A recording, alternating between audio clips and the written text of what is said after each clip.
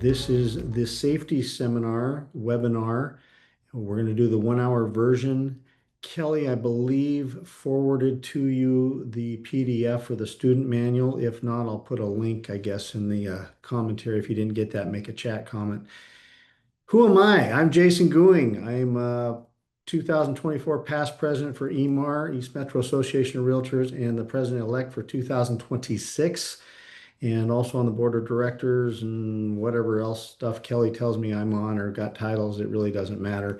From a safety standpoint, I'm got a few black belts and various training in different um, I guess, arts, and have participated in training the Multnomah County Sheriff, Multnomah County Sheriffs, and the Clackamas County Sheriff. So, if anybody else wants to know anything more about me, then ask. Otherwise, it's not about me. So, we're going to go through this. Now, this course itself is, I guess, created by NAR. So this isn't a course I created, which is both good and indifferent in that we're going to follow their agenda.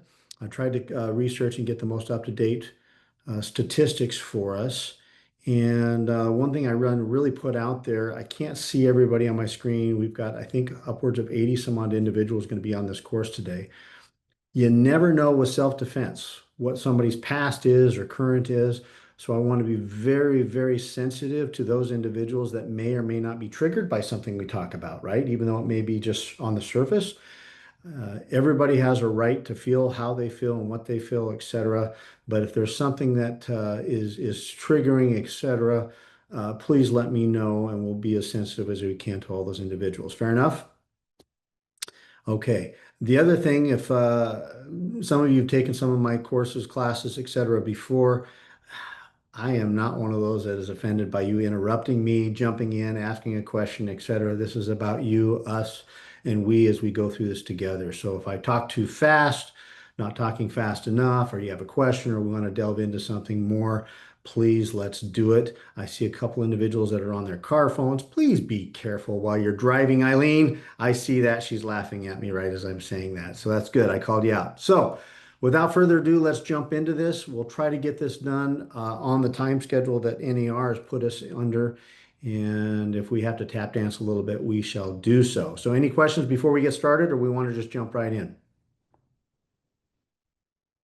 All right, we're going to jump right in. So, learning objectives. And again, this is NAR's program, so we're going to follow that as close as we can.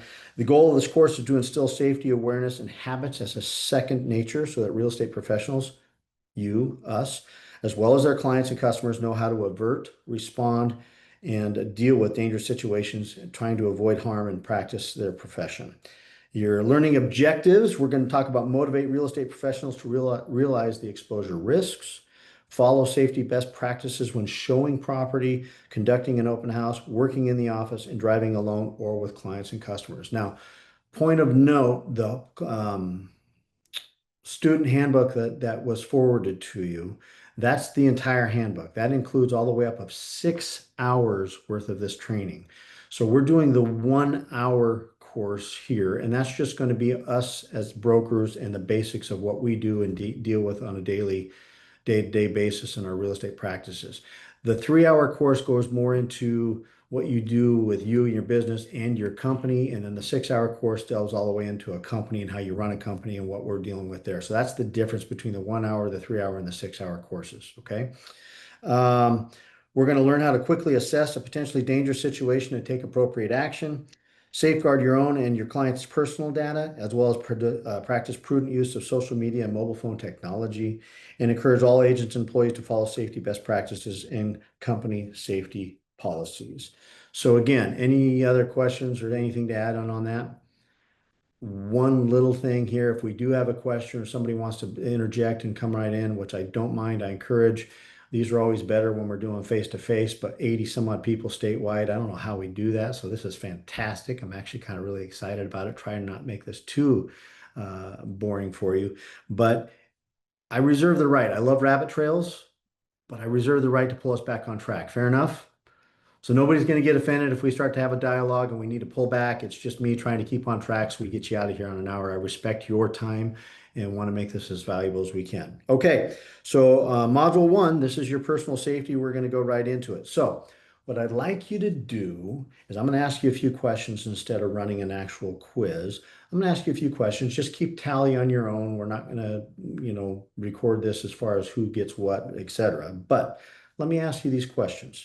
One, do I avoid wearing a valuable wristwatch or jewelry on the job? Mark it yes or mark it no. Two, when showing property or sitting in an open house, do I park my car at the curb where it cannot be blocked in? Yes or no.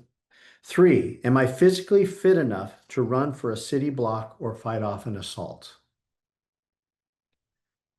Four, do I keep separate Facebook pages or other social media for personal and business?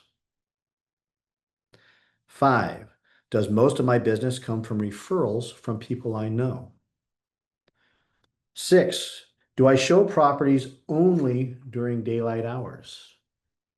Are you a realtor? Seven, do I take a colleague or buddy along when entering a vacant property? Eight, do I have a code word or distress signal set up with my office or family? Nine, do I inform sellers about steps to take to keep their property safe during showings in open houses? 10, do I ask prospects to meet at the office or a public location for the first time before showing them properties? Only two more questions. 11, do I ask prospects to fill out an identification form and provide photocopies of their driver's licenses or IDs? And 12, do I have a safety app loaded on my smartphone? Now, how many of you got or tallied 10 to 12 yeses? How many of you tallied 7 to 9? Okay, a few of us. How many are in the 4 to 6 range? That's the most common one right there. And how many tallied 5 or fewer on those yeses? Okay. So bottom line is if we're not doing the 11 to 12, we've probably got some room to consider on what we need to do to protect ourselves, our clients, and our business. All right. The goal of the Realtor Safety Program is to reduce the number of safety instances that occur in the industry so every realtor comes home safely to their family every night. We will accomplish this goal together with our members by improving the safety culture in the industry and talk about safety, create a safety and secure plan and follow it, and encourage our fellow realtors to do the same. So I'm going to give you some links by the end of this. The main one is the nar.realtor/safety, if you can remember that one, where that link will take you to the NAR page, which has a plethora of videos and training and documents in regards to safety, et cetera, that you can download or look at your leisure. So, all right, I am going to share my screen so you guys can quit having to worry about looking at me the whole time here. And let's go to this. Everybody see my PowerPoint right there, putting safety realtor first? Okay, then we're on track here. So, NER safety program. The idea is to reduce the number of safety incidents that occur in the industry and every realtor comes home safely. We just talked about that. I'm going to try to get this down where I can actually see it. I can no longer see all of you, so if anybody needs anything, please just interrupt. You're fine. Let's go back in here. Safety spheres. We're going to talk about this. Your personal safety includes your safety spheres include your personal safety, your office and colleagues, your buyers, your sellers, online safety, your home and family, and what happens in one a safety sphere can impact others. Does anybody have any commentary on that? Interact with me. Let's make this fun. Let's kind of keep going with that. So anybody want to jump in there? Is there anything we're missing on that as far as your safety spheres that you can think of? Okay. We're going to keep on moving forward here. So your 5 key actions are strategy, best practices, learn from webinars and videos, learn and use personal protection resources, and improve the safety culture. I'm going to go off track just a minute and share with you. This presentation was created in 2019. So I went ahead and updated the latest NER information based on 2024 and share this with you. Now, again, when we're talking safety, it's so much, like scare tactics. I'm not trying to do that. This is just to give us an idea that we are in an industry where we do need to pay attention to what's going on around us, within us, and our business and our personal safety for individuals. Over the past 12 months, 60% of residential members said that they have not met a new prospective client. Now, why do I bring that one up first? That's because the training, if you look back 5 years ago, in 2019 and beyond, that was only about 15 to 20%. So we're getting better about not meeting people at secluded locations initially without ever meeting them before. 73% of the residential members said that they have had personal protocols implemented. 41% of residential members said they have participated in a self-defense class. That's actually raising by about 5 to 10%. And 47% of men and 50% of women carry a self-defense weapon tool. That's actually staying fairly consistent. It's gone up just a tick. And among those who participated in a realtor safety course, 66% said they feel more safe and secure and prepared for unknown situations after taking the realtor safety course. So hardcore numbers. Excuse me. 22% of residential members experienced a situation that made them fear for their personal safety or the safety of their personal information in 2024.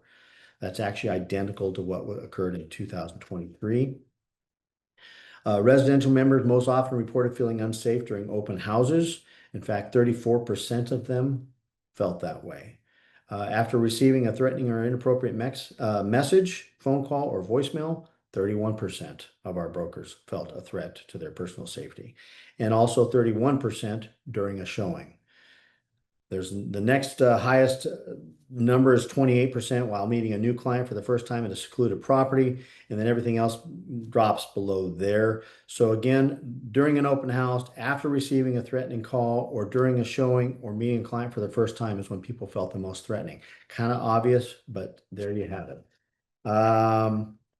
As far as a situation that makes people feel uncomfortable, 25% of our members, female members, actually felt that they had that in 2024, as opposed to only 12% of males reporting that. I will say that while statistically, most attacks, most safety issues do occur with women, the male half of things are very underreported. And so it's much higher for the males, but the women are still the ones that are more statistically at risk than the male side of our culture. Realtor was a victim of a violent crime while working on real estate. Just so you know, so this is kind of bringing a little reality. 96% of us have never experienced that. It's the 4%. So it's not all that common, but having one issue is way more serious than any of us want to deal with. So one is just as important as all of us. The most common time frame for somebody to have an issue with their threat assessment in their daily lives is right after they received a threatening or inappropriate email, text message, phone call, or voicemail. So think to yourself, how many of us have had that throughout our career, right? I think that's probably all I need to go into as far as the stats. Okay. Any questions on that part of it? This is really odd not being able to see anybody. So if you, again, have any questions, please let me know. All right. Go back to this. 87% of real estate met with fatal injuries in 2019. I don't have that update, so I'm going to just throw that out there. So 87 real estate professionals met with fatal injuries in 2019 per U.S. Bureau of Labor Statistics. 1/3 was caused by violence and other injuries. Many incidents were never reported, and when one real estate professional is harmed, all suffer. Man, I like to tap dance more than just read things, but hey, this is what we're going to do. So why is real estate risky? Can we get some people to talk? Let's have some fun. I'm gonna turn on this thing here so I can see some people. I'm gonna call some people out. Come on. Who wants to talk? Nobody wants to step in. Okay, well, we're gonna keep sharing my screen. Are you guys still? Somebody has put something in the chat. Let's see what the chat is. Thank you for saying that here. Oh, They just barely got logged in. All right. We're listening. Okay. So I would say, this is Dave Lacey. Dave. down in Springfield. Um, Even for male real estate agents, I would say it's risky on both sides, especially if you have a seller that is just showing up by themselves. Then it's their word against your word, no matter, whatever the situation is.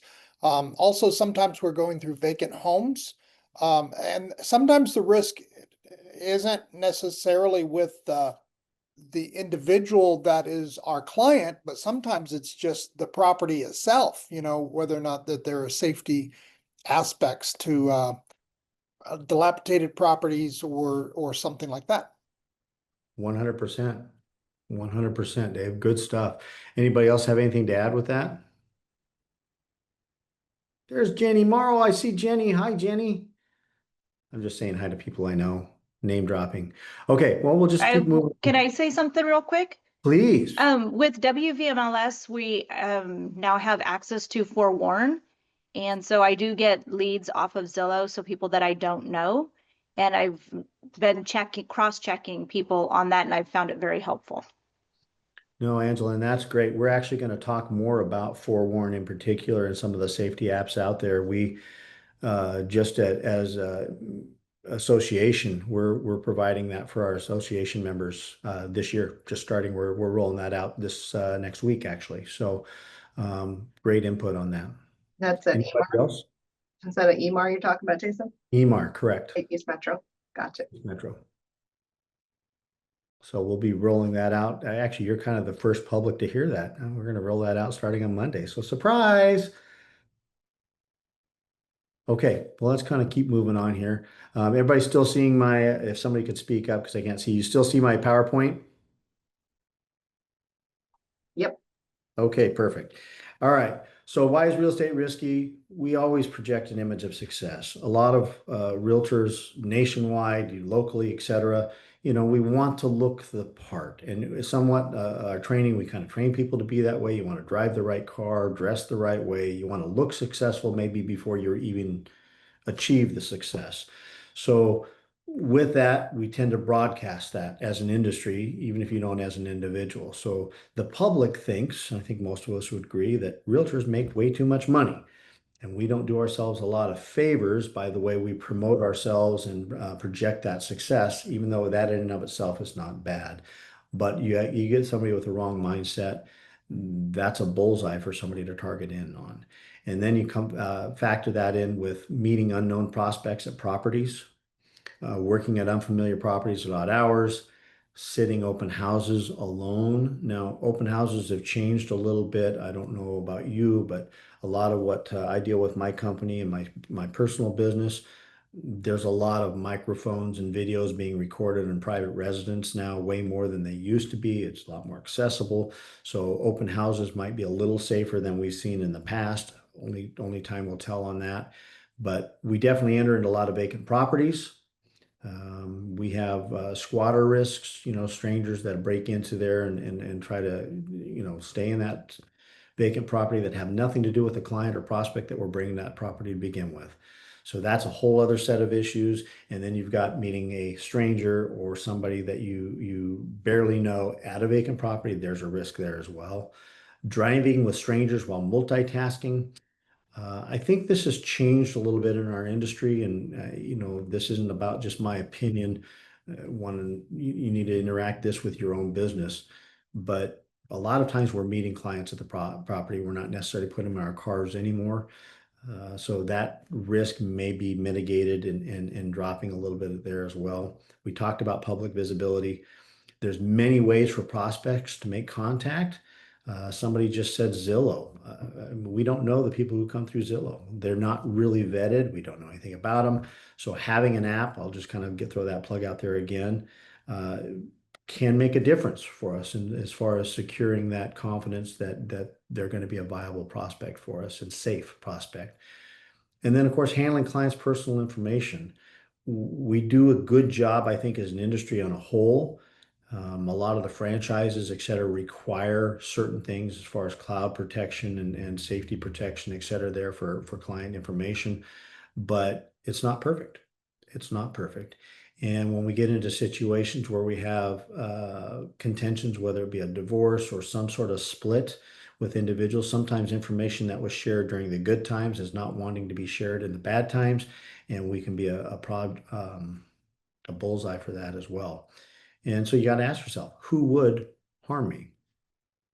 So this is kind of, I'm going to skip through some of this because I kind of gave you the latest updates based on 2024, not necessarily in 2025, but I will mention too, most of the issues that people have experienced in when they do have an issue happen to occur in rural and suburban areas.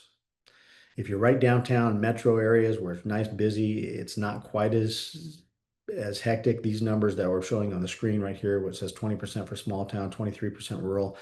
In 2024, the rural and the suburban actually went up closer to 30, and the metro and the small town dropped down below the into the teens. So it's definitely in those rural suburban areas that are being targeted the most. And on the right-hand side of the screen, you see 35% after a threatening email, text message, phone call, or voicemail.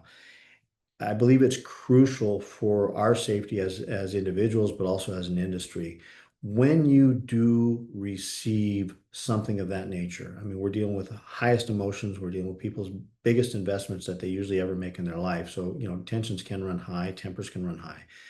If you receive some form of threatening message, whether it be email, voicemail, text, whatever it is, who's the first individual you should be reporting that to? Somebody just spit it out. Your principal broker. Police. Well, police is one. I'm not going to say that's a bad idea. It obviously depends on the threatening side of it, like how bad is that threat. I would encourage you to always put your principal broker there as probably your number one to throw that out, unless it's a life or death situation immediately, and use your judgment on that. Principal brokers are there to protect us and be there with you in the trenches. They know what's going on, usually, hopefully, with your business, etc. Always keep them in the loop. So when we're talking about open houses or showing a property, if you get in a situation where you're not feeling good, and I'll probably cover this a little bit later on, what should you do?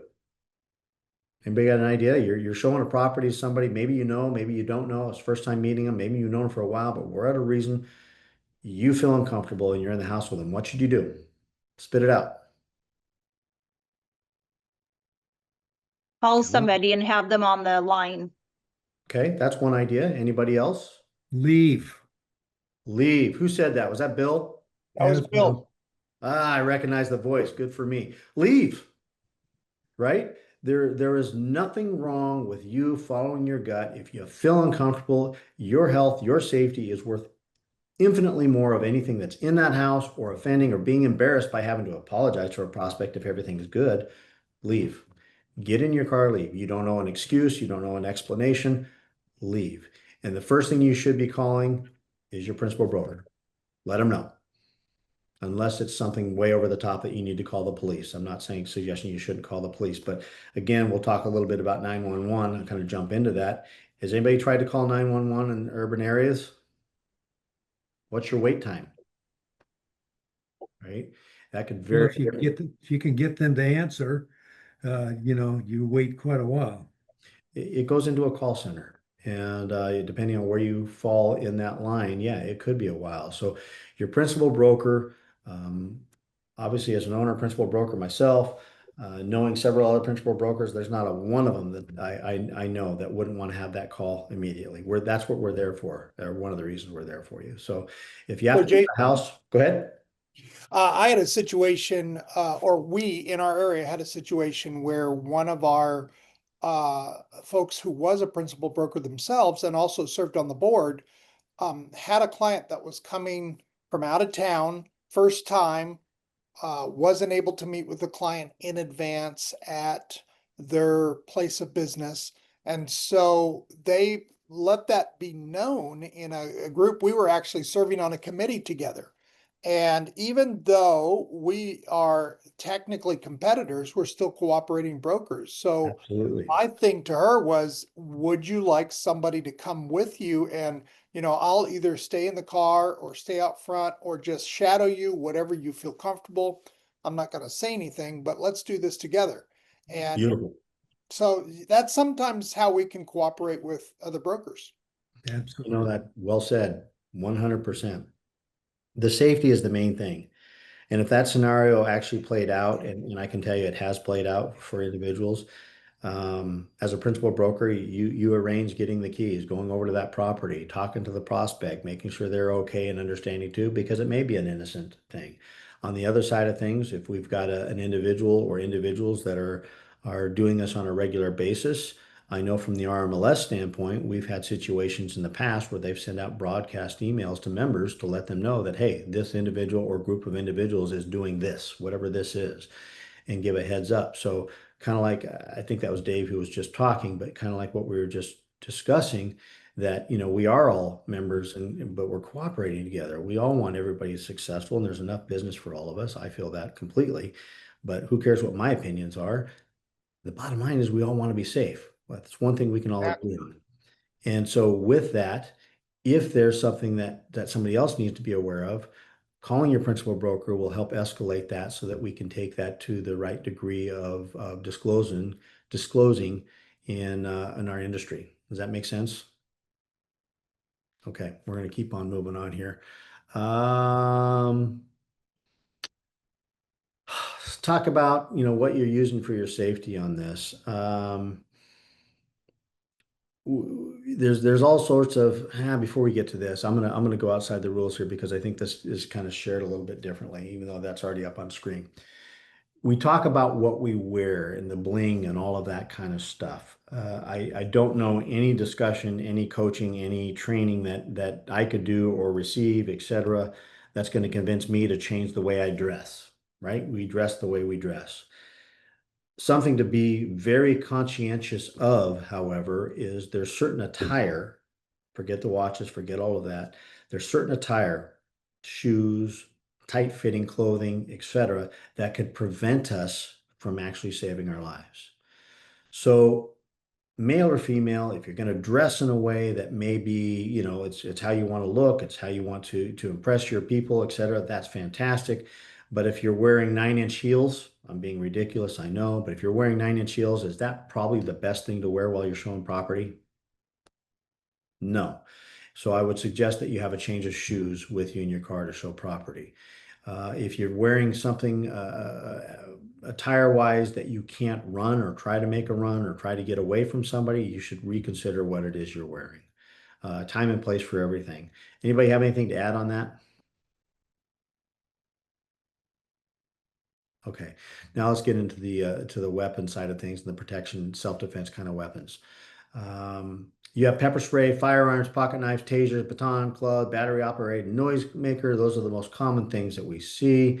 I will tell you this, next to the teacher profession, realtors are the #2 most likely to apply for a concealed carry permit. Now, I don't care politically where you stand, you're pro firearms, anti firearms. Here's what you need to know. If you're going to go down that road and maintain and collect and actually carry a firearm, please, please, please, I'm begging if you can't tell, go get the proper training on that. I know that Portland Police Department actually does a training down in Salem, and I believe Klamath Department down there down south, and I'm sure every other community out there from the police department, they offer free training. Now, they usually will say women's self-defense.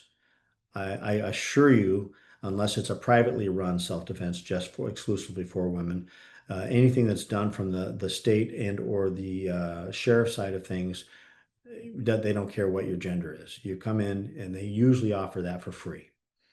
So, is anybody taking that training that wants to speak up about that? We do have one of the former trainers for them doing a training coming up in the Springfield area for us.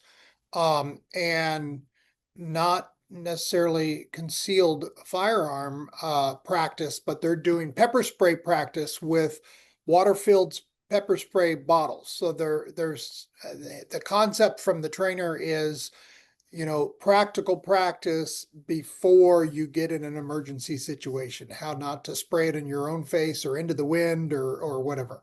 So, similar thing with those that have practical aspects of concealed carry.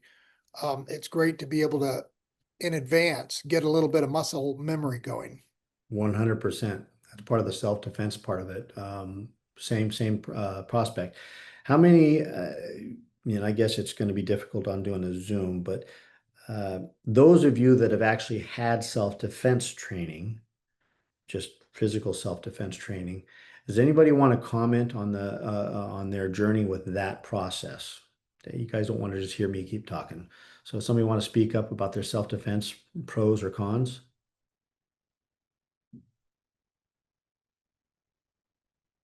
All right. Well, I will tell you from a self-defense standpoint, any self-defense you can take can help you, right? If for one reason alone, it can help us stay in shape. The other stat that I didn't talk about, I think it's about 68%, if I remember correctly, of all incidences between realtors and the public from a safety standpoint had to do with those 50 and older. So I happen to be in that group, but we need to be in shape. We need to know what's going on, or at least have a plan of how to deal with these things. The main point that I want to say, and pepper spray, great. Whoever was talking that, I think that was Dave again. Every single form of training, whether pepper spray, firearm, pocket knife, taser, if you don't know what you're doing with that, you're actually bringing something that can be used against you. And so in some cases, it truly is better not to have any of that. If you get the right training, there's no question though, it could help save your life or somebody you love. So let's move on to the next one. How many you need to look at? Again, I ask these questions if I'm running this live with eyeball to eyeball here, but your company should have a standard procedures for agent safety. If it does not, or you're not aware of that, that's your homework. Go talk to your principal broker, your office manager, find out what your policy is and procedures from a safety standpoint with your office. That's where you start right there. If you don't, if you have something going on in the field and you call your office, do you have a distress code? Do you have a policies and procedures? Does your broker allow you to call them on a regular basis? If not, why not? So find these questions out so you can kind of get that ahead of time. The time to find out what you do is not when it happens, right? Let's go ahead and advance to, I'm trying to keep us on the timing here. Let's advance us to the actual threat assessment with criminals. So the crime equation, motive plus opportunity is what you equal, or what equals the crime. If you move part of the equation, you lessen the likelihood of a crime. In our discussion here, we're going to break this down to predators and thieves. There are two different types of criminals that typically target real estate professionals. And again, that would be either a predator or a thief. So again, we're going to try this. Those of you that haven't spoken up yet, feel free to let's just keep it fun. What do you think the motive is for a predator? Any commentary?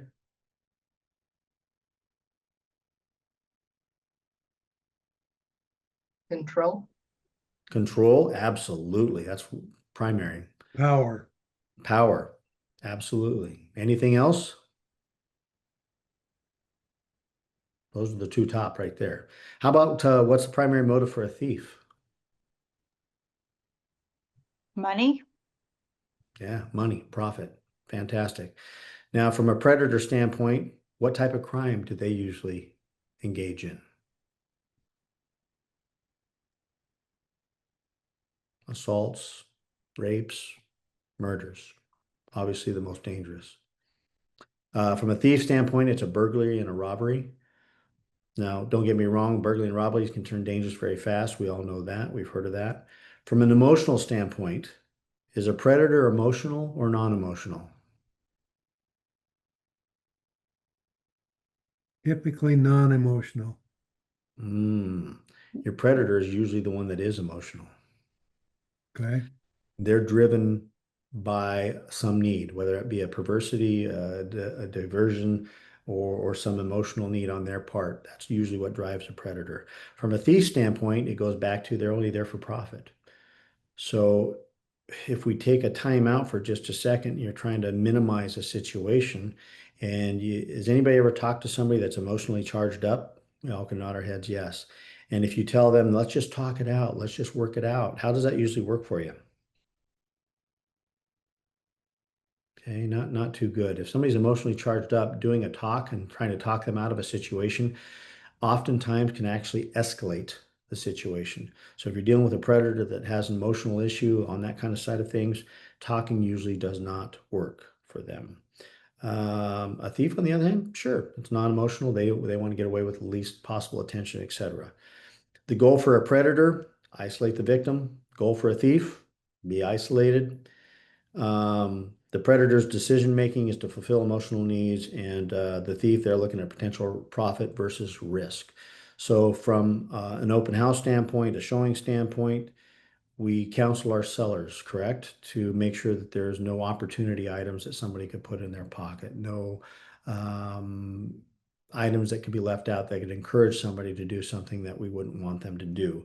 That works very well for a thief.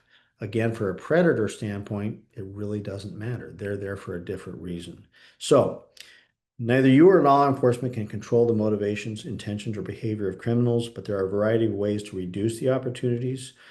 The first step is sharpening your safety sense.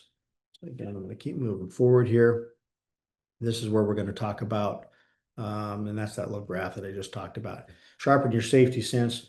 We all have this. We talked about it. If you're showing us property and you just feel something not right, get out of there. What does that feel like? Your nagging feeling, the wondering, what if? And we've all had these at different times, right? Anxiety about a client or a prospect that you're meeting with, hunches, gut feeling, curiosity, doubt, hesitation, suspicion, apprehension, fear, and of course, dark humor. That's kind of a defense mechanism as well when we try to look at things and we kind of come up with some dark humor. Is there anything else that there's your safety sense could be focusing on that is not included in this? No? Okay. Let's see, I'm gonna go here. Let's go to the 10-second safety scan. This is something that again came up from NAR. I've heard this, phrased different ways throughout the years, but it's your 10-second safety scan. This is something that if you ever watch somebody, again, I can't see your faces. I'm looking at my screen. That's just a PowerPoint, but all your lovely faces I can't see. Anybody ever know somebody that's in the special forces, self-defense, police, something of that nature? Uh, they always have to sit in a corner with their back to the wall, not their back to the room. Does anybody know that? I'm assuming you're all nodding. We've probably all had those kind of things. There's a reason for that. And they've been trained that way. And this is part of that training. So when you arrive at a situation, at a destination, not a situation, when you arrive at your destination, take 2 seconds. After you turn your car off, 2 seconds, 1001, 1002. Look around your surroundings. Okay. Is your car parked in a well-lit area? Is it visible? Can your car be blocked by the driveway? I would always recommend parking on the side of the street. Don't just pull into the driveway. Let your clients pull into the driveway. It's kind of a courtesy. From their perspective, it's kind of a courtesy, excuse me. From our perspective, you're not going to get blocked in. Is there any questionable activity in your area? 2 seconds can help save a lot. Then after you get out of your car, take another 2 seconds. You just close your car, you lock it up. Take that deep breath. Just look around. Has anything changed? 2 seconds, not a long time. 1001, 1002. You can see a lot in 2 seconds. As you walk toward the property, take 2 seconds to specifically scan what you're doing as you're walking, what your surroundings are. Are you walking past areas that somebody could hide in? Bushes, cars, etc. How do you feel? Do you feel safe? Is there something not right? Is the area unusually quiet? Do you observe any obstacles? We talked about that. And also, is anyone loitering in the area? Once you get to the door, obviously we're getting the lockbox out. I would actually pause right here. In the lockbox, as you're looking at it, look over your shoulders again. Now, your client may or may not be with you, but this is the time that you want to pay attention for everything. As you're getting that key out, make sure nobody's sneaking up behind you, etc. This is something to time out as a broker actively selling real estate. When I take a listing, I try not to put my lockbox on the side of the house or in an area that's tough to get to. All right, I would encourage all of us to try to do the same. One, how many of you tried to go open a lockbox in the dead of winter or when it's raining and pouring? It's not fun. Plus, you're walking in mud and you're trying to get in there. So that's a whole other thing. I'll get off my soapbox. But it's also a safety issue. Usually, when we put it on the side of the house, especially when we get into the fall and winter months, daylight hours diminish, and now you're trying to open that lockbox up in darker areas, if not flat out dark. So try to make it as accessible as possible. It's also a safety issue. Once you get to the door, to again take that 2 seconds before you unlock it, make sure how you're feeling. Do a gut check. Make sure there's nobody walking near you or doing something that you're not feeling comfortable with. As soon as you enter the house, of course, we should be announcing, right? You know, hey, this is Jason with ERA. You know, come show the property. You announce that as you walk into the house. Take a couple seconds to feel how the house feels. Listen for things. Does it feel right? Do you feel right? And then as you walk into it, close the door behind you and feel safe that way. I've heard other people like to lock the door as they go in to show a house. Does anybody have any commentary on that?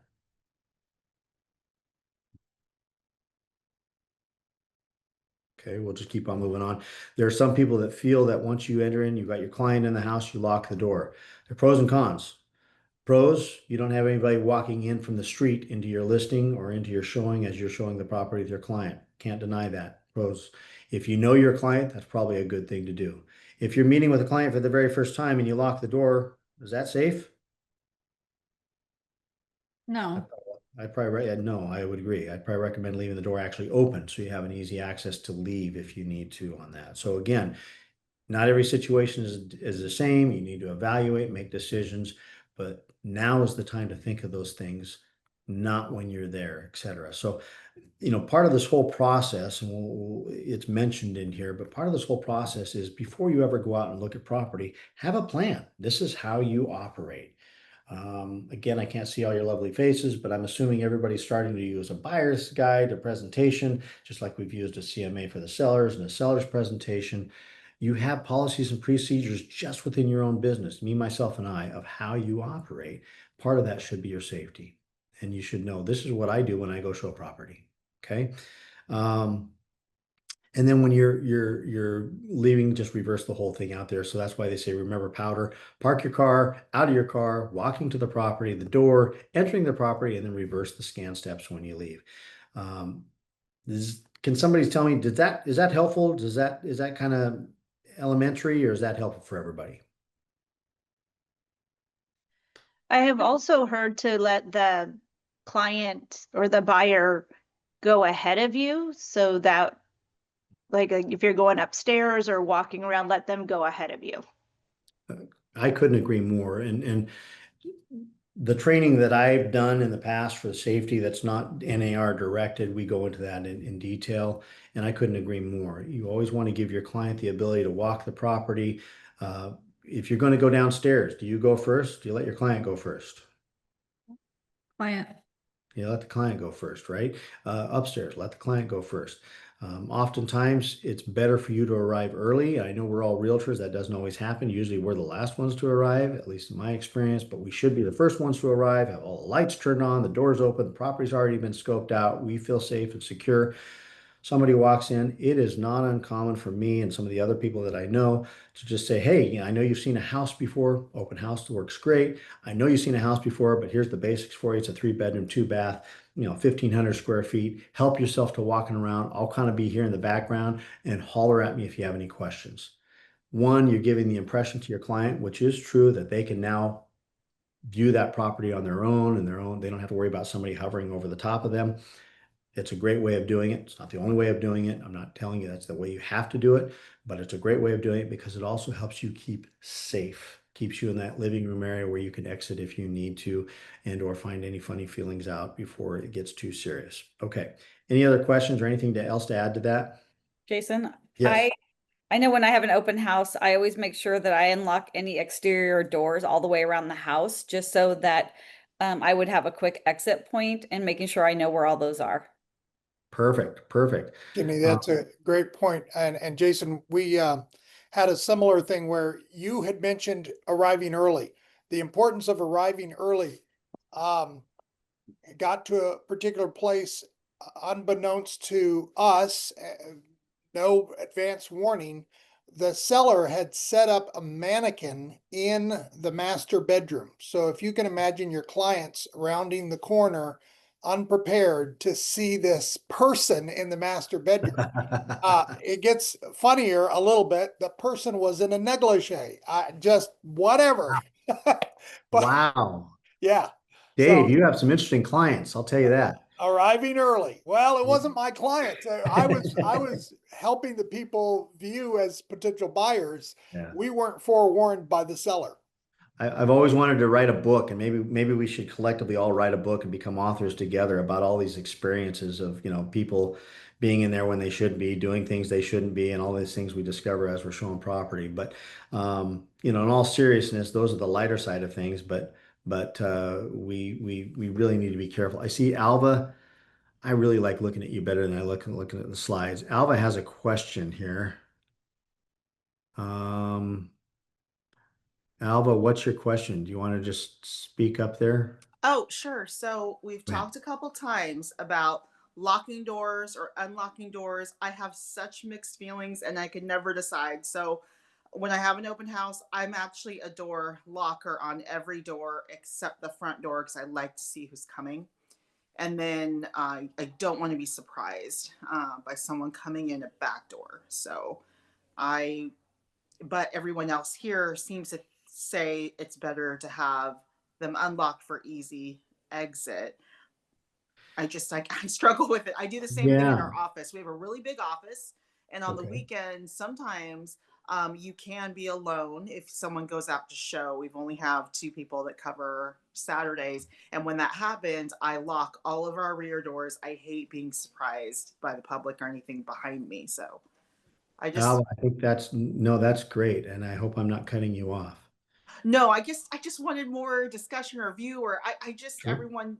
I've talked to other people about it, and I've always struggled with doors. So I don't Well, let know. me just throw this out there. And again, group wise, if anybody wants to put their own input, if that's how you feel, it doesn't matter what I tell you to do or not do. If you Mhm. want to keep your doors locked and that makes you feel safer, then that's how you should do it. Okay. Okay. Yeah. I think it definitely, to not put what your question is lightly and actually try to address it, it definitely depends on where the property is, what type of property it is, your office as well. Uh, if especially if it's on the weekend, there's no reason to have any other doors open other than your front door. And even that, if you have a good view of your front door at your office, you can still lock that and unlock it when somebody comes up. Right? Yes. I mean, Mhm. there's nothing wrong with that, and I don't know that your principal broker would even disagree with that. But again, talk to them. As far as open houses, be very specific about what open houses you hold. Right? If we forget about safety, forget about all of that kind of stuff, just from a marketing standpoint and you being a successful realtor, make sure that the house you're going to hold open is going to be productive for you. Now, sometimes we hold open houses just to appease the seller because it's our seller, but oftentimes we're just holding open houses because we're hoping to get clientele and all that. We're inviting these people into our houses. Well, if you're inviting these people into our houses, make sure it's in the area you want to be doing business in, the price ranges, the price points, etc. So all of those things go into consideration, and there's no one answer, one be all answer to cover every question. But if you're at an open house, I probably would not recommend having downstairs or doors that you can't see unlocked to allow people to come in. Right. And there's a whole other training on that we can't really get into too, that when you're locking up a house, whether you're showing a property or you're at an open house, a lot of times people go in there and they'll unlock a window so they can come back later and have access to it. Or they sneak in a back door and hide in closets, etc. So again, a lot of this could be scare tactics, but is this the world we live in? It is. And we need to be aware and again have a plan. So make sure you walk your houses. Dave, I like your analogy there, but I can't tell you how many times I've walked a house and get there early and open it up to find out that there's something wrong. And it may not be anything serious as far as a safety standpoint, but it still behooves us to get there as early as possible, right? From a safety standpoint, Walk your clients through the way you feel comfortable. And if that is purely, hey, you've been in the house before, you can be polite about it. You've been in a house before, go help show yourself around the house. I'm going to be here. Here's your statistics. Here's what it looks like. And just haul. I have a different angle to the open house thing that Alva, I don't want to be locked in a house with a complete stranger. So on open houses, I make sure that I have an exit on every available exit, and that's open. So I unlock all of the main floor doors. I don't leave the main floor. I don't walk around the house with people, but if I need to get out and someone's blocking the front door, then the back door's unlocked and ready for my escape. And I also unlock fences that, you know, would and gates. I mean, so I can get out of a side yard if I'm having to exit the back. But to lock the back door just so you can see who's coming in locks you into the house potentially with a complete stranger. And Phyllis, you're 100% right as well. And I think that again goes back to what your comfort level is. I see Dave made a comment down here on the chat. You can often lock the door handle without locking the deadbolt as long as you have egress. The point of all of this discussion is make sure you, whether that's Phyllis, whether that's, you know, Eileen, Stephanie, it doesn't matter, or Dave, myself, make sure you personally feel comfortable with where you're going to be. I see there's another commentary down here on chat. I keep myself between exits and clients when going through rooms, Juliana, and that's perfect too. The situational awareness is the most important aspect of this discussion.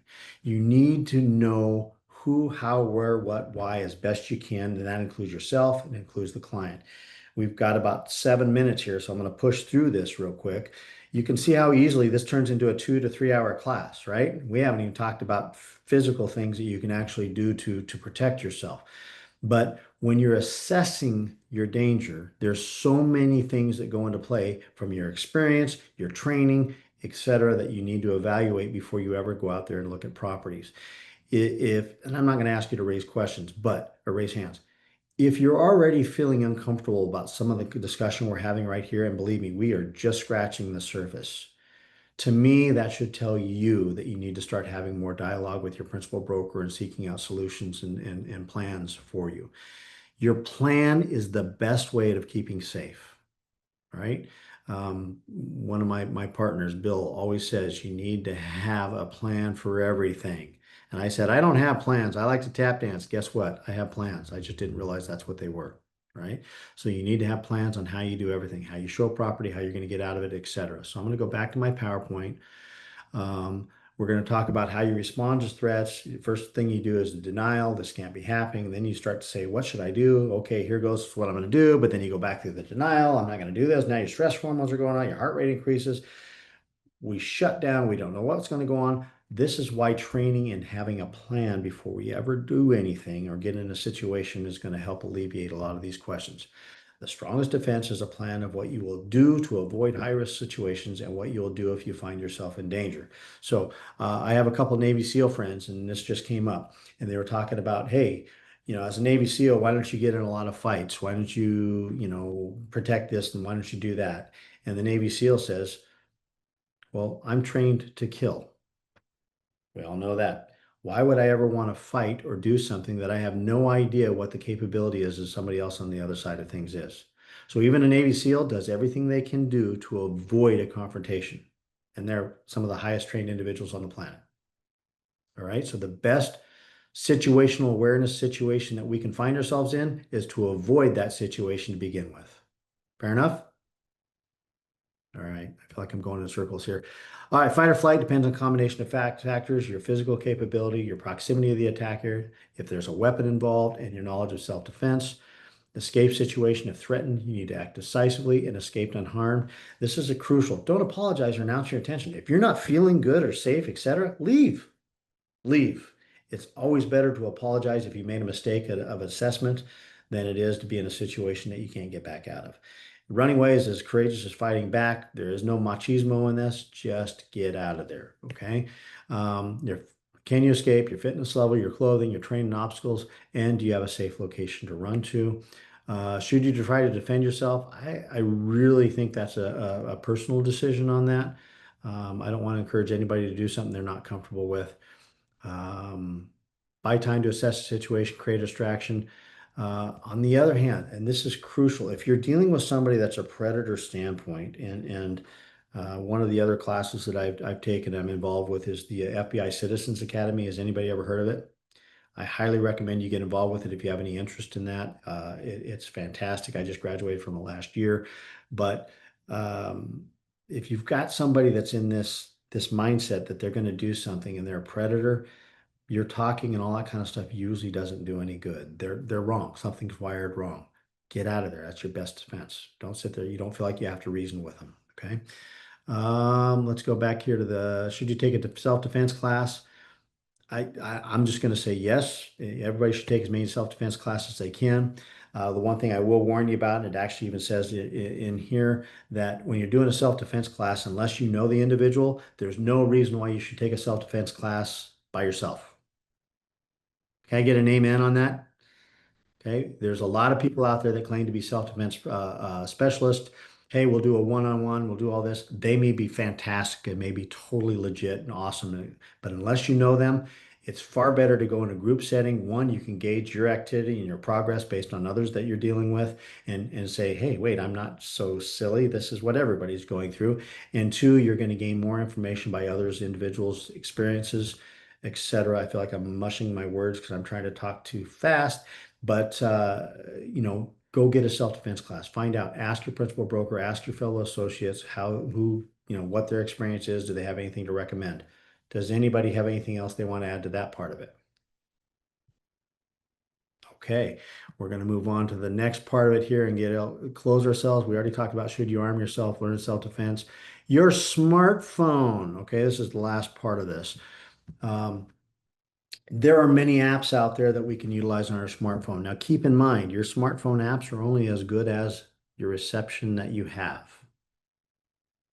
So if you're relying on something on your cell phone to be your one and all protector, and you happen to go out into some property that just does not have a reception, etc., it's a false sense of security on that as well, right? So that should be a backup plan, not your formal plan. I think the best thing that we can do is let somebody, a family member, a fellow broker, Cheryl Newton just said, let family know where you're going. Perfect. I was just going into that, Cheryl. That's awesome. Let your principal broker know where you're going. Most of us have a line showing or something similar. You can actually show us your showing schedule to your principal broker or some other fellow associate, et cetera, that you can show where you're going and what your timeline is. That's the best thing to do. And then have codes on text. That goes again from Cheryl. That goes back to having a plan, right? Okay. There is something somebody mentioned Forewarn and those type apps. Does everybody know what Forewarn is? See a couple shaking of heads. Okay. Forewarn is an app that is a precursor to meeting somebody. So all of a sudden you get this name. I'm going to pick on Dave. Dave calls me up and says, hey, I want to go look at property. My name is Dave Lacey, and I want to buy $1 million property. Great, Dave. I'm a realtor. I'm going to go out and just show you $1 million properties right now. That is what most of us do. Let's be real. Okay. We've all done it a time or two. We're all going to do it again. That's not advised. The best way of going about it is ask the appropriate questions. Obviously, we're not going to get into that kind of class today, but if Dave has his number, I can put Dave's name in and I can put his phone number into Forewarn, for example, and it's going to share with me if Dave's got any alerts. It's going to say criminal activity, etc. It doesn't go into his credit score or anything of that nature, but it's pulling from the same database that the police and the FBI pulls from. And it can help us, one, avoid scams. You ever get a seller that says they want to sell a property and they're out of state or out of country and they want you to list their property? Anybody heard of that scam? It's out there. I can verify if Dave, in this case, Dave, thank you for being my model, but I can verify with Dave that, hey, he legit does own this property, doesn't own this property, because the app actually shares with us what their property address is, etc. So I think I've covered everything as fast as I possibly can. We talked about 911 safety protocols. We did all that. Auto safety, I don't need, we need to worry about that. Parking lot safety, just real quick, be careful where you park. And this can happen to male or female, but there's a bunch of different things. You're going to hear about them coming by over the holidays. There's individuals that crawl underneath cars. There has been known attacks on individuals with razor blades and their Achilles tendons and all that kind of good stuff. It gets graphic, it gets gruesome, and it gets scary, but it's reality, right? Try not to park next to vans. Park near a light, park near an open door. It's worth it to go around the parking lot a few more times. Now, Kelly just put in the comment chat, use SAFE 35 for 35% off all continuing education credits. Sorry we went through this so fast. It's something I'm passionate about. We can talk about this a lot more. And granted, this was not my course. This is NAR's course. So how did everybody like? You guys get some value out of this? Even just a little bit? Yes. Absolutely. Okay. Yes. Indeed. Kelly has got my information if you want to reach out to me individually, or if we need to do another class that's just more, not necessarily NAR driven, but this, I'm more than happy to do it. We can bring somebody else in. I don't care who it is that's doing it. We need to protect each other. Somebody said, use fellow realtors. Actually, I think that was Dave again. Dave, you've been really popular today. But, we're all in this industry together, and there's enough business for all of us. Please be safe. Don't want anybody to be a statistic, okay? I know we rushed it. Thank you.